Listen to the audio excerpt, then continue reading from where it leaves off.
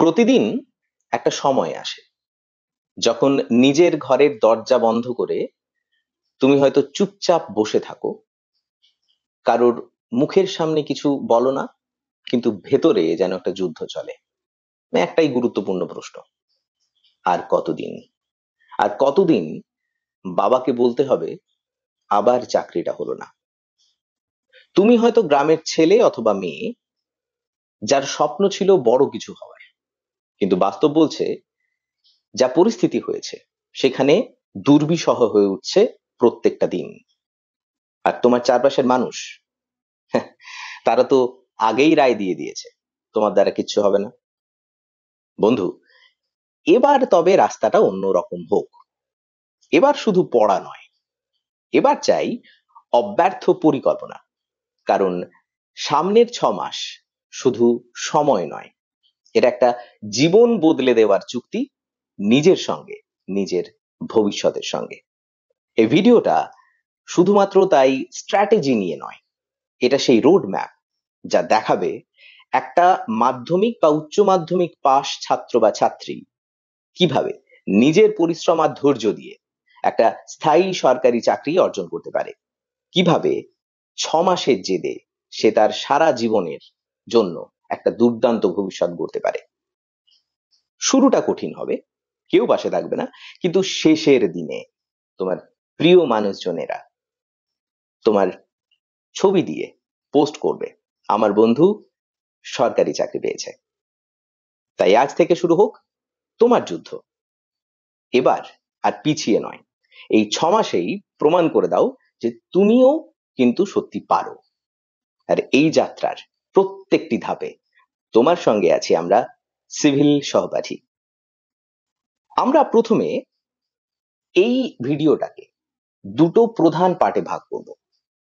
একটা হলো কেন 6 মাস, কেন কোনো নির্দিষ্ট ভাবে আমরা বলছি 6 মাস, কেন তার থেকে কম বা বেশি নয়। দেখো, একটা প্রথম সত্যি কথা স্বীকার করে নেওয়া অকপটে খুব যুক্তিপূর্ণ এবং প্রয়োজনীয়। কবে পরীক্ষা হবে আমরা জানি না, এবং ছাত্রছাত্রীদের ক্ষেত্রে যেটা সব থেকে বড় সমস্যার আমি দেখেছি, নোটিফিকেশন বেরোলে তবে পড়াশোনা শুরু করে। আমরা একটু অন্য ভাববো, আমরা শুরুতেই বলেছি আমরা একটা অন্য পথে স্টার্ট করব, আমরা একটু অন্য ভাববো। আমরা এবারের প্রিপারেশনটা সম্পূর্ণ রাখবো প্রিপারেটরি টাইমলাইনের উপরে। কবে চাকরির পরীক্ষার নোটিশটা দেবে, গ্রুপ সি ডির পরীক্ষা কবে হবে, নন টিচিং এর পরীক্ষা কবে হবে, সেসব নিয়ে আমরা ভাববো না। যখন হবে হবে, কিন্তু তুমি যেন 6টা মাসে পুরোপুরি ফুল ফ্লেজড 100% প্রিপেয়ার্ড হয়ে যাও, সেটার জন্য আমরা 6 মাসের একটা টাইম ফ্রেম নিয়েছি, যাতে অত্যন্ত চাপও না আসে, আবার অত্যন্ত দেরিও না হয়ে যায়। 6টা মাস এই বছরের শেষ পর্যন্ত তুমি ধরে নিতে পারো তোমার জন্য একটা গুরুত্বপূর্ণ রোড ম্যাপ হতে পারে, এবং সেই জন্যই আমরা 6 মাসের সময়কালটা ধরেছি, কোনো নির্দিষ্ট করে কম বা বেশি সময়কাল ধরিনি। এর মধ্যে যদি নোটিফিকেশন বেরিয়ে যায় তাহলে খুব ভালো, তাহলে আমরা একটু চেঞ্জ করে নেব নিজেদের প্ল্যান প্রোগ্রাম, এবং যদি সেটা না হয় তাহলে 6 মাসটা তোমার জন্য পর্যাপ্ত হবে। এর বেশি কিন্তু নন টিচিং গ্রুপ সি এবং ডি এর জন্য প্রিপারেশন করার প্রয়োজন নেই। তো একটাই শর্ত, এই প্ল্যানটাকে তোমাকে কিন্তু পুরোপুরি অনুসরণ করতে হবে, তাহলে তোমার আর কোনো ধরনের প্রয়োজনীয়তা নেই চিন্তা করার যে তুমি প্রিপেয়ার্ড কিনা, তুমি পরীক্ষাটা ভালো করে দিতে পারবে কিনা এটার জন্য। তো চলো শুরু করা যাক যে কেন 6টা মাস আমরা প্রথমে দেখছি, এবং দ্বিতীয় যে বিষয়টা একটু বলে নি, সেটা হচ্ছে এরপরে আমরা দেখবো স্ট্র্যাটেজিটা কি আছে, 6 মাস ধরে আমরা কি কি জিনিসগুলো দেখবো যাতে করে আমাদের ওভারঅল প্রিপারেশনটা ভালো হয়। প্রথমে কেন 6টা মাস আমাদের প্রস্তুতির জন্য, গ্রুপ সি এবং ডি এর প্রস্তুতির জন্য যথেষ্ট। প্রথম কারণটা হলো সীমিত এবং নির্দিষ্ট সিলেবাস। দেখো, শুধুমাত্র 4টে বিষয়ই আসলে তোমাদের পড়তে হয়: ইংলিশ, জেনারেল স্টাডিজ এবং অ্যারিথমেটিক এবং জেনারেল সায়েন্স। যদিও জেনারেল স্টাডিজ এর মধ্যে জেনারেল সায়েন্সটা রয়েছে, অতিরিক্ত যেহেতু কোনো বিষয় নেই, মাত্র 4টি বিষয় আমি ভেঙেছি। তো এই 4টে বিষয় কিন্তু তোমাদের গ্রুপ সি এবং ডি এর সিলেবাস। যেহেতু অতিরিক্ত সিলেবাসের চাপ নেই, তাই 6টা much is more than enough. দ্বিতীয় যে পয়েন্টটা, প্রশ্নপত্রের স্তর মাধ্যমিক মানের হবে। সুতরাং ক্লাস 10 এই লেভেলের যদি তোমার পড়াশোনা করা যায়, তুমি তাহলে মোটের উপর প্রিপারেশনটা তোমার হয়ে যাবে। সুতরাং এটার জন্য তোমাকে অতিরিক্ত চিন্তা করার কিন্তু কিছু নেই, তুমি কিন্তু এমনিতেই এটা সহজেই পেরে যাবে।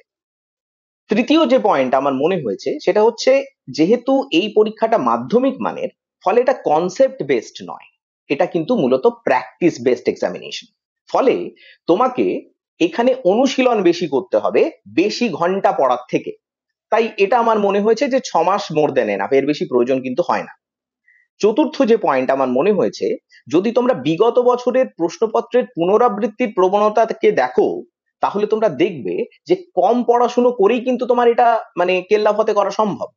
সেখানে তোমার যদি নিখুঁত হতে হয়, তোমাকে শুধু পড়াশোনাটা নিয়মানুবর্তী ভাবে করে যেতে হবে, তাহলেই হবে।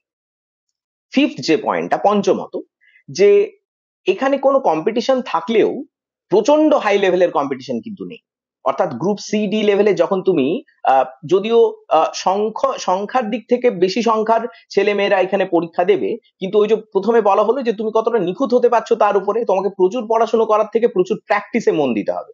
ফলে এখানে কম্পিটিশনটা কিন্তু হাই লেভেলের কম্পিটিশন নয়, হাই লেভেল বলতে মানের দিক থেকে বলছি, সেই মানের কিন্তু কম্পিটিশন নয়। সুতরাং তোমার এটা নিয়ন্ত্রণে থাকছে। এটা 6 নম্বর যে পয়েন্ট আমার মনে হয়েছে সেটা হচ্ছে, প্রত্যেক দিন তুমি যদি একটা বা দুটো করে মক টেস্ট দিতে পারো টাইম টেবিল মেনটেন করে, তাহলে তুমি কিন্তু এক্ষেত্রে অনেকটাই এগিয়ে যাবে। এবং এই এগিয়ে যাওয়াটা তোমাকে, জাস্ট ভাবো তুমি প্রতিদিন একটা বা দুটো করে মক টেস্ট দিচ্ছ দুটো পরীক্ষার জন্য, তাহলে 6টা মাস ধরে তুমি যদি কন্টিনিউয়েশনে একটা মক টেস্টের প্রসেসের মধ্যে থাকো, তুমি তাহলে কতটা দক্ষ হয়ে উঠবে। একই প্রশ্ন বারবার রিপিট হবে, তুমি সেগুলো মুখস্থের মতো হয়ে যাবে, সেটা তোমার অভ্যস্ত স্তরে চলে আসবে, রপ্ত হয়ে যাবে। ফলে তুমি কিন্তু এটা ভালোভাবেই করতে পারবে। সপ্তম যে পয়েন্ট আমার মনে হয়েছে, যেহেতু এখানে সেই অর্থে কোনো ইন্টারভিউ নেই, ফলে এখানে তোমার একটা বড় বেশি সুবিধে হলো যে তোমার সবটা কিন্তু নিজের আয়ত্তে বা নিয়ন্ত্রণে রয়েছে। এই পরীক্ষাটা তুমি কিন্তু নিজের নিয়ন্ত্রণেই দিতে পারবে, তোমার লিখিত পরীক্ষা যেমন হবে তোমার চাকরিটাও কিন্তু সেরকম তার উপরই কিন্তু নির্ভর করছে। অষ্টম যে পয়েন্টটা আমার মনে হয়েছে সেটা হলো যে, কেন 6 মাস পর্যাপ্ত তোমার এই প্রস্তুতির জন্য। ইতিহাস, ভূগোল, বিজ্ঞান সবই জেনারেল স্টাইলের থাকে, বেসিক লেভেলের।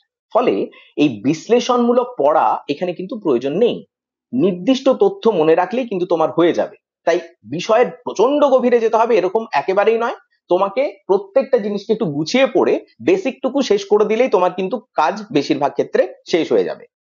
নবম যে পয়েন্টটা মনে হয়েছে যে যে কারণে 6টা মাস পর্যাপ্ত, সেটা হচ্ছে সঠিক রুটিন আর গাইডলাইন যদি তোমার থাকে, তাহলে কিন্তু 6টা মাসই যথেষ্ট তোমার আত্মবিশ্বাস বাড়িয়ে তোলার জন্য এবং উত্তর করার ক্ষেত্রে গতিটাকে বাড়ানোর জন্য। স্ট্র্যাটেজি ফলো করলে প্রতিদিনই এগিয়ে যাওয়ার সম্ভাবনা কিন্তু তোমার থাকবে। এবং সবশেষে 10 নম্বর যে পয়েন্ট আমার মনে হয়েছে, পর্যাপ্ত 6টা মাস এই পরীক্ষাটার জন্য কেন, কারণ 6 মাস মানে 180টা দিন, প্রতিদিন 3-4 ঘন্টা দিলে তুমি 6 মাসের শেষে 550 ঘন্টার বেশি কিন্তু তোমার পড়াশুনো হয়ে যায়। তুমি বলো 550 ঘন্টা তুমি তোমার জীবনে কবে পড়াশুনো করেছিলে শেষ? অথচ এটা যদি তুমি একদম ইএমআই এর মতো প্রত্যেকটা কিস্তিতে 3 থেকে 4 ঘন্টা প্রতিদিন পড়াশুনো করো একটা স্ট্র্যাটেজি মেনে, তাহলে কিন্তু এই 550 ঘন্টার বেশি তুমি একটি নির্দিষ্ট পরীক্ষার জন্য দিয়ে ফেলবে, যেটা নিশ্চিতভাবে অন্য অসংখ্য ছাত্রছাত্রী বা কম্পিটিটরের থেকে তোমাকে এক ধাক্কায় অনেকটা এগিয়ে দেবে। এ নিয়ে কোনো সন্দেহ নেই। তাই আমাদের মনে হয়েছে 6টা মাস তোমার প্রস্তুতির জন্য পর্যাপ্ত এবং যথেষ্ট, এর বেশি তোমাদের কিন্তু প্রয়োজন নেই। এরপরে আমরা আসবো যে 6টা মাসে দ্বিতীয় ধাপে আমরা আসছি, যেখানে আমরা 6টা মাসে কিভাবে আমাদের WBSSC গ্রুপ সি এবং ডির প্রিপারেশনটাকে মাস ভিত্তিতে মানে মান্থ ওয়াইজ ভাগ করে নিতে পারি, যাতে করে আমাদের এই প্রিপারেশনটা আরো ভালো হয়ে উঠতে পারে। দেখো তোমাদের মূলত যে বিভাজনটা থাকে নম্বরের, সেটা হচ্ছে 30 নম্বরের গ্রুপ সির কথা বলছি আমি, 30 নম্বরের ইংরেজি থাকে, 40 নম্বরের জিএস থাকে মানে জেনারেল স্টাডিজ, যার মধ্যে জেনারেল সায়েন্সটাও ইনক্লুডেড থাকে, এবং 30 নম্বরে তোমাদের অ্যারিথমেটিক থাকে। অন্যদিকে এই একই 3টে সাবজেক্টের ভাগ থাকে 15-15-15 করে গ্রুপ ডির জন্য, 3-15-45। তো আমি যদি এই জেনারেল স্টাডিজটাকে দুটো পার্টে ভাগ করি, একটা হলো মানে যেটা আমরা সোশ্যাল সায়েন্সের দিকটা বলছি, ইতিহাস, ভূগোল, পলিটি, কারেন্ট অ্যাফেয়ার্স, এই সব জায়গাটা এবং জিকে, এবং অন্যদিকে তোমার জেনারেল সায়েন্সের ক্ষেত্রে যদি 3টে সাবজেক্ট বলি, বায়োলজি, ফিজিক্স এবং কেমিস্ট্রি, সেই কারণে আমরা এই জেনারেল স্টাডিজ থেকে একটু আলাদা করছি জেনারেল সায়েন্সটাকে। কারণ অনেকে আছো যারা আর্টস ব্যাকগ্রাউন্ডের ছেলে মেয়ে, যাদের কাছে সায়েন্সটা অতটা মানে সহজ হয় না, সরগর সেটা নয়, তাদের জন্য এটা একটা আলাদা সাবজেক্ট হিসেবে দেখে নিলে বোধহয় সুবিধা হবে। তার মানে এই 6 মাসে তোমাকে আদতে পড়তে হবে 4টি বিষয়: ইংলিশ, অ্যারিথমেটিক, জেনারেল স্টাডিজ এবং জেনারেল সায়েন্স। এই 4টে বিষয়ে তোমাকে রপ্ত করতে হবে এবং তোমার গভীরতাটা বাড়াতে হবে বেসিক লেভেলে। তো চলো 6টা মাসে কিভাবে প্রস্তুতি তুমি নিতে পারো সেটা শুরু করা যাক। প্রথম মাসে, এই মাসটার তোমায় চিন্তা ভাবনা করতে হবে ভিত্তি তৈরি করা এবং অভ্যাস গড়ার সময়। লক্ষ্যটা কি থাকবে? লক্ষ্য থাকবে বিষয়গুলোর বেসিক ক্লিয়ার করা এবং সেই বিষয়গুলোর অভ্যাস গড়ে তোলা। ইংরেজির ক্ষেত্রে প্রতিদিন 1 ঘন্টা করে, যেমন তুমি পার্টস অফ স্পিচ পড়তে পারো, আর্টিকেল, টেন্স, ভয়েস ইত্যাদি জিনিসগুলোর বেসিক টুকু দেখে নিতে পারো। অ্যারিথমেটিকের উপরে তুমি সিম্পলিফিকেশন, পার্সেন্টেজ, রেশিও, প্রপোর্শন এইসব জায়গাগুলোর ভিত্তি করতে পারো। অতিরিক্ত পড়াশোনা করবে না, যেটা শুরুতেই বলেছি। 1 মাসে সামান্য সামান্য ছোট ছোট স্মল স্কেল মানে একদম মাইক্রো, একদম কোনো টার্গেট তৈরি করো যেগুলোকে তুমি অ্যাচিভেবল, যেগুলো সহজে কিন্তু পারা যায়, রপ্ত করা যায়। যখনই তুমি এটা করবে তোমার মানে ভীষণ রকম আত্মবিশ্বাস বাড়বে। জেনারেল স্টাডিজ এর বিষয়, ভারতের সংবিধান, জাতীয় প্রতীক, সংগঠনগুলো কি কি আছে এগুলো ভালো করে দেখবে। জেনারেল সায়েন্সের ক্ষেত্রে কণিকা, কোষ, খাদ্য উপাদান, মানে বা খাদ্য পদার্থ, মূল পদার্থগুলো কি কি আছে এই জিনিসগুলো তুমি ভালো করে দেখবে। এবং প্রতি সপ্তাহে একটি করে মিনি মক টেস্ট, মাত্র 30 মিনিটের বেশি সময় নেবে না, মিনি মক টেস্ট মানে ফুল ফ্লেজড মক টেস্ট নয়, এটা তুমি দেবে। এবং প্রতি 6 দিন পড়াশুনো করে ওই 6 দিনের পড়াশুনোটা সপ্তাহের শেষ যে একদিন সেটা কিন্তু রিভিশন দেবে। এইটা হবে তোমার প্রথম মাসের কাজ। এটা হবে তোমার প্রথম মাসের কাজ, আশা করি বোঝা গেছে। দ্বিতীয় মাসে ধারাবাহিক অনুশীলন এবং অধ্যায় ভিত্তিক প্রস্তুতি শুরু করবে। তোমার লক্ষ্য কি থাকবে? লক্ষ্য থাকবে প্রত্যেক বিষয়ের গুরুত্ব অনুসারে অধ্যায় শেষ করা। এখানে গুরুত্বটা তোমাকে ভালো করে বুঝতে হবে, যেগুলো থেকে বেশি সংখ্যক প্রশ্ন কিন্তু পড়ে। এখানে ইংরেজির ক্ষেত্রে তুমি preposition, narration, voice change, vocabulary এগুলো শুরু করতে পারো। অ্যারিথমেটিকের ক্ষেত্রে প্রফিট লস, তোমার টাইম অ্যান্ড ওয়ার্ক, অ্যাভারেজ, এই সমস্ত চ্যাপ্টার গুলোকে তুমি শুরু করতে পারো। জেনারেল স্টাডিজ এর ক্ষেত্রে স্বাধীনতা আন্দোলন, রাষ্ট্রপতি, প্রধানমন্ত্রী, রাজ্য প্রশাসন ইত্যাদি জায়গাগুলো তুমি ভালো করে দেখে নিতে পারো। জেনারেল সায়েন্সের ক্ষেত্রে 7-8 লেভেলের, বেশি উচ্চ মার্গের নয়, 7-8 লেভেলের রক্ত, হরমোন, আলো, তাপ, বিদ্যুৎ এই চ্যাপ্টার গুলো ভালো করে দেখতে পারো, তোমাদের সুবিধা হবে। এবং প্রতিদিন অন্তত 20টা করে মক টেস্টের যে এমসিকিউ, 20টা এমসিকিউ প্রতিদিন, 20টা এমসিকিউ, একদম ওষুধ খাবার মতো, বেশি নয়, না 21টা না 10টা, কম নয় বেশি নয়, 20টা করে এমসিকিউ জাস্ট সলভ করবে সব বিষয় মিলিয়ে। এবং সপ্তাহে এই মাস থেকে, দ্বিতীয় মাস থেকে একটা করে ফুল লেন্থ প্র্যাকটিস টেস্ট বা সাবজেক্ট টেস্ট তোমরা দেবে। এবং এই ক্ষেত্রে আমরা যেটা বলে রাখি, আমরা আগামী আগস্ট মাস থেকে শুরু করছি এই এসএসসি গ্রুপ সি এবং ডি এর ফুল ফ্লেজড প্র্যাকটিস পড মক টেস্ট। তোমরা যদি ইচ্ছুক বা আগ্রহী হও, স্ক্রিনে দেখতে পাচ্ছ, এটা তোমরা কিন্তু তোমরা এনরোল করে নিতে পারো। এতে তোমরা ধীরে ধীরে নিজেদের একটা নিখুঁত যে তোমাদের অভ্যাস সেটা তোমরা কিন্তু বাড়িতে বসেই গড়ে তুলতে পারবে। তৃতীয় মাস থেকে এই সময়টা থাকবে প্রতিযোগিতার মনোভাব গড়ে তোলার জন্য। এই তৃতীয় মাস থেকে তুমি কিন্তু নিজেকে কম্পিটিটিভ মেন্টালিটির ভাবে তৈরি করবে। লক্ষ্যটা কি থাকবে? এই সময় থেকে তোমাকে স্পিড কাম অ্যাকিউরেসি মানে গতি বাড়াতে হবে এবং নিখুঁত হতে হবে। এবং সব থেকে বড় যে জিনিসটা, আর কিন্তু এর পরের মাস থেকে আবার নতুন কিছু পড়বো এরকম নয়। তার মানে এই মাসটা তোমার হবে টপিক কমপ্লিশনের। তার মানে 3টে তোমার লক্ষ্য থাকবে: স্পিড আনা, অ্যাকিউরেসি আনা এবং টপিক কমপ্লিট করা। এইটা যখন তুমি করবে তখন তুমি ইংরেজির ক্ষেত্রে ফিল ইন গুলো চেষ্টা করতে পারো, এরর ডিটেকশন গুলো দেখতে পারো। অ্যারিথমেটিকের ক্ষেত্রে train, boat, stream, time and speed, distance এই সমস্ত চ্যাপ্টার গুলো ভালো করে দেখতে পারো। জিএস এর ক্ষেত্রে ইতিহাসের সাল, ঘটনা, বিভিন্ন ক্ষেত্রে সংবিধানের আর্টিকেল, নাম্বার, এই সমস্ত বিষয়গুলো তোমাকে ভালো করে দেখে নিতে হবে। সায়েন্সের ক্ষেত্রে মানুষের অঙ্গ প্রত্যঙ্গ যে সমস্ত আছে, ইন্টারনাল অর্গানস, রোগ, চিকিৎসা, পুষ্টি, পরিবেশ, এই সব জিনিসগুলো তুমি দেখে নেবে। এবং এখানে সবশেষে 3টে বিষয় রিভিশনের জন্য আলাদা আলাদা দিন নির্ধারণ করো। সেটা সানডে, ওয়েডনেসডে, ফ্রাইডে হতে পারে বা অন্য কোনো দিন। আর প্রতি সপ্তাহে একটা করে মক টেস্ট দাও এবং সেই মক টেস্টটাকে বিশ্লেষণ করার জন্য সময় দাও, যে তোমার ভুলটা কোথায় হচ্ছে বা তোমার ছাড়া কোন প্রশ্ন তখনও যাচ্ছে। তৃতীয় মাসে এসে আসলে তুমি কিন্তু তোমার পূর্ণাঙ্গ প্রস্তুতিটা প্রথম রাউন্ডটা শেষ করে ফেলবে। চতুর্থ মাস, এই মাসটা হবে তোমার রিভিশন এবং প্রিভিয়াস ইয়ার কোয়েশ্চেন ভিত্তিক প্রস্তুতির। রিভিশনে যেটা তুমি রিভিশন এবং প্রিভিয়াস ইয়ার কোয়েশ্চেন ভিত্তিক প্রস্তুতির জন্য যেটা তুমি রাখবে লক্ষ্য, সেটা হচ্ছে টার্গেটেড স্টাডি। যেহেতু তুমি রিভিশন দিচ্ছ, তুমি শুধুমাত্র সেই জায়গাগুলো রিভিশন দেবে যেগুলোতে তোমার দুর্বলতা আছে, তুমি তখনও পুরোপুরি রপ্ত করে উঠতে পারোনি বা এই জাতীয় কিছু, এবং যেখান থেকে সব থেকে বেশি প্রশ্ন কিন্তু মূল পরীক্ষাতে আসে।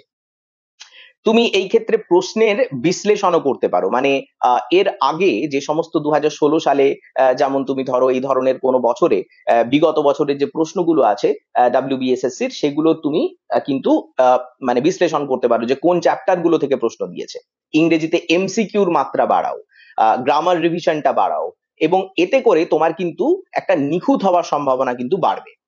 অ্যারিথমেটিকে এতদিন পর্যন্ত তুমি যেগুলো চ্যাপ্টার গুলো অভ্যাস করেছো 3 মাস ধরে, সেগুলোকে পুনরায় অনুশীলন করা শুরু করো, মানে এটা অনুশীলনের সময় অ্যারিথমেটিকের এই মাসটাতে, চতুর্থ মাসে। পঞ্চম যে জায়গাটা তোমার এখানে আছে, এখানে জিএস এবং জেনারেল স্টাডিজ এর ক্ষেত্রে যতটা পড়েছো সেগুলোর again topic wise selective study বা রিভিশন দেওয়া শুরু করো, একদম মার্ক করে করে যে এই জায়গাটা আমার ভুল হচ্ছে, মানে এই জায়গাটাই আমি বেশি করে ফোকাস করব। এই সময়টা দুদিন অন্তর ফুল লেন্থ মক টেস্ট দাও। তোমার সাবজেক্টে তুমি যেরকম যে পরীক্ষা দিচ্ছ সেই অনুসারে 100 এবং বাকি যে 45 নম্বরের গ্রুপ সি এবং ডি এর পরীক্ষা হয়, সেটার যেন ফুল লেন্থ মক টেস্ট তুমি দিতে পারো। এবং এখানে এই চতুর্থ মাসে একটা কাজ করবে, নিজের জন্য একটা ছোট নোটবুক রাখবে। এতটা করেও যেগুলো তোমার ভুল হচ্ছে বা তোমার মনে থাকছে না, তার জন্য স্পেসিফিক একদম পার্সোনালাইজড একটা এরর নোটবুক তৈরি করবে। এরর নোটবুকের কাজ কি? তোমার ভুলগুলোকে তুলে রাখা, ইতিহাসে কোথায় ভুল হচ্ছে, অঙ্কে কোথায় ভুল হচ্ছে, ইংরেজিতে এখনো কোথায় ভুল হচ্ছে, এইগুলো যখনই তুমি তুলে রাখবে তার মানে তোমার এরিয়াটা মার্কড হয়ে গেল। এই মার্কড এরিয়াটাই তোমাকে মূলত কাজের জন্য লাগাতে হবে। এবার আসি পঞ্চম মাসে। এই মাসটা সম্পূর্ণ রিভিশন এবং টেস্টিং মুডে প্রবেশ করার জন্য। সম্পূর্ণ রিভিশন, লক্ষ্যটা কি থাকবে? নিজেকে টেস্ট করো বারবার, যাতে দুর্বল জায়গাটা তুমি চিহ্নিত করতে পারো। এটাই তোমার টার্গেট হবে। দুর্বল জায়গাটা কি, মানে এত দূর পড়াশোনা করে এসে এখন আমার উইক জোন কোথায় রয়ে গেছে, কোন কোন এরিয়াগুলো আমার গ্রে রয়ে গেছে। এবং এই দিনগুলোতে, এই মাসটাতে পুরো 30টা দিন ধরে প্রতিদিন একটা বিষয়ের কমপ্লিট রিভিশন দাও, একটা পুরো সাবজেক্টের। ইতিহাস ধরলে পুরো ইতিহাসটা তুমি রিভিশন দেবে এবং সঙ্গে একটা করে মক টেস্ট দেবে। আগের মাসে ভুল হওয়া প্রশ্নগুলো নতুন করে রিভিশন দেবে। 100+ MCQ প্রতিদিন সমাধান করবে, মানে এটা টাইম বাউন্ড, কিন্তু সময় ধরে, যে তুমি কোনোভাবে সময় থেকে বেরোচ্ছ কিনা সেটা দেখে নেবে। এটা কিন্তু সময় থেকে বেরোনো যাবে না, কারণ অ্যাকুরেসি এবং স্পিড অলরেডি তুমি স্টার্ট করেছো, এটা সেটার আরো উন্নত পর্যায়ে যাওয়া। মেন্টাল প্রিপারেশন এবং টাইম ম্যানেজমেন্ট এই সময় থেকে শুরু করতে হবে। মেন্টাল প্রিপারেশন বলতে, যে আমি বুঝতে পারছি একজন প্রার্থী যখনই কোনো ক্ষেত্রে প্রিপারেশন নেয় বা কিছু, সে তো বুঝতে পারে যে তার প্রস্তুতি কতদূর গেছে, কিভাবে কতদূর সে এগোচ্ছে। মানসিক প্রস্তুতিতে এটা রাখবে যে তুমি কিন্তু নিজের সম্পর্কে জানো, স্পষ্টত ভালো জানো যে কোন সাবজেক্টটা তুমি ভালো পারছো, কোন সাবজেক্টটায় তোমার উইক জোন আছে। এই মানসিক প্রস্তুতিটা তোমার টাইম ম্যানেজমেন্টে সাহায্য করবে, কারণ যেখানে তখনও তোমার মনে হচ্ছে আরেকটু দেখতে হবে, এই চ্যাপ্টারটাকে আমাকে আরেকটু ভালো করে খতিয়ে দেখতে হবে, তুমি শুধু তখন তোমার টাইমটাকে পুরোপুরি ওতে দিয়ে দেবে। এতে করে তোমার কিন্তু একটা ভীষণ গভীরতা আসবে। আর এবং এই মাসে, পঞ্চম মাসে একটা কথা বলি, তিনটে যে মেন বিষয় আছে, ইংরেজি, সায়েন্স এবং অঙ্ক, অ্যারিথমেটিক এবং জিএস, আরেকটা বিষয় আছে জিএস মানে জেনারেল স্টাডিজ, এটা রোটেশন মডেলে পড়ো। অর্থাৎ প্রতিদিন 4টে পড়ার দরকার নেই, দুটো করে রোটেট করো। আজকে যদি ইংরেজি এবং সায়েন্স পড়ো, পরের দিন অ্যারিথমেটিক এবং জিএস পড়ো, মানে জেনারেল স্টাডিজ এটা পড়ো। এভাবে যখন রোটেট করবে, বা তোমার যেটা ভালো লাগে, অন্তত দুটো করে পড়ো, তাতে তোমার ওই যে 3-4 ঘন্টা সময় তুমি পড়ছো প্রতিদিন, না ধরা যাক তুমি 4 ঘন্টা পড়ছো, তো 4 ঘন্টা তুমি যদি রেগুলার পড়ো, তুমি প্রতিটা টপিকের উপরে 2 ঘন্টা করে স্পেসিফিক দিতে পারবে, যেটা তোমার ওভারঅল গ্রোথটাকে কিন্তু আরো শক্ত করবে। হয়েছে? ষষ্ঠত মানে ষষ্ঠ মাসে, একদম আমরা প্রিপারেশনের শেষ মাসে চলে এসেছি। এখানে শুধু একটাই আর কে মনে রাখবে, 3R: রিভিশন, রিভিশন, রিভিশন। এই সময়টাতে কোনোভাবেই একদমই নতুন করে মক টেস্ট দিতে যাবে না। এই সময়টাতে তোমার কাজ হবে প্রতিদিন সকালে উঠে ইংরেজি এবং বিজ্ঞানের রিভিশন দেওয়া, দুপুরে অ্যারিথমেটিকের রিভিশন দেওয়া, এবং সন্ধ্যেবেলা জেনারেল স্টাডিজ এবং কুইক ফ্যাক্টস যেগুলো আছে কারেন্ট অ্যাফেয়ার্স এর মতো সেগুলোকে রিভিশন দেওয়া। 3 বেলা ওষুধ খাবার মতো পড়াশুনো করবে, এবং তাতে তুমি দেখবে অনেক বেশি গভীরতা আসছে। এবং এই প্রতিদিন একটা final time bound mock test দেবে প্রতিদিন ফাইনাল, যে আগের গুলোতে যেরকম তোমাকে প্রত্যেকটা সেগমেন্টে একটা করে পরীক্ষা দিতে হচ্ছিল এরকম নয়, তুমি প্রতিদিন টাইম বাউন্ড মক টেস্ট বলতে তুমি দেখো যে টেস্টটা তুমি দিতে পারছো সেখানে তোমার অ্যাকিউরেসি অনুসারে স্কোর কত হচ্ছে। নেগেটিভ কিন্তু খাওয়া যাবে না। আমরা অন্য একটা ভিডিওতে নেগেটিভ কিভাবে কমানো যায় তার উপর আমরা মানে আলোচনা করব বা কিছু, কিন্তু এই ক্ষেত্রে আমাদের বুঝতে হবে আমার যেন নম্বর পুরোপুরি অ্যাকিউরেটলি এখানে কাজ করে। এইবার একটা জিনিস তোমাকে বলি, যে ওই এরর বুকটা তুমি করে রেখেছো, নিজের ভুল গুলো যেগুলো আছে সেগুলো আরেকবার পড়ো, মিলিয়ে নাও যে তোমার পুরোপুরি প্রিপারেশন কমপ্লিট হয়েছে। এবার ওই এরর নোটবুকটা থেকেও আরেকবার চেকলিস্টের মতো মিলিয়ে নাও যে তোমার এখনো কোনো জিনিস বাকি আছে কিনা। যখনই তুমি এটা দেখবে তখনই তুমি বুঝতে পারবে যে তোমার ওভারঅল প্র্যাকটিস কমপ্লিট হয়েছে, তোমার প্রিপারেশন সুন্দরভাবে, অতিরিক্ত পরিশ্রম না করে 3-4 ঘন্টা পড়াশোনা যে কোনো ছেলে মেয়ে করতে পারে, যে কোনো মানুষ করতে পারে, এটা কিন্তু তুমি তখন করতে পারবে। এবং সবশেষে যেটা আমি এসএলএসটি প্রিপারেশনের জন্যও বলেছিলাম, এবারও বলছি, চাপ কমাও, আত্মবিশ্বাস বাড়াও এবং ঘুমটা ভালো রাখো। শেষের মাসের গুলোতে বিশেষ করে, তুমি এখন একটু কম ঘুমলেও চলবে, কিন্তু শেষের দিকের মাসগুলোতে অন্তত 1-1.5 মাস খুব ভালো করে ঘুমোবে। কারণ তুমি যদি স্নায়বিক ভাবে চাপে থাকো তাহলে কিন্তু তুমি খুব একটা ভালো পারফর্ম করতে পারবে না শেষের দিকে। এবং এভাবে যখন তুমি প্রিপারেশনটা নেবে তখন কিন্তু তোমার একটা ভীষণ রকম গভীরতা আসবে।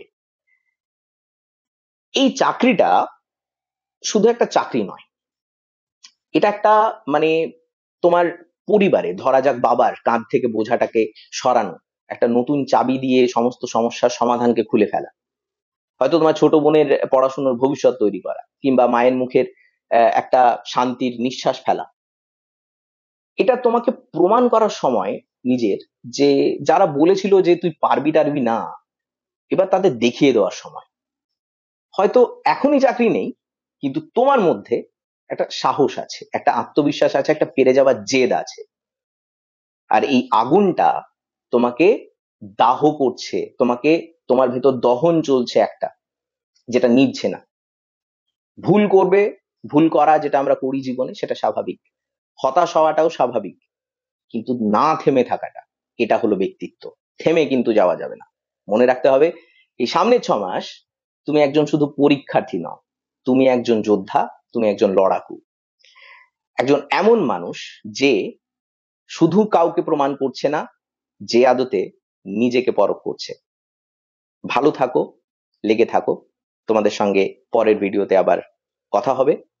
ততক্ষণ পর্যন্ত লেগে থাকো, জেদে থাকো।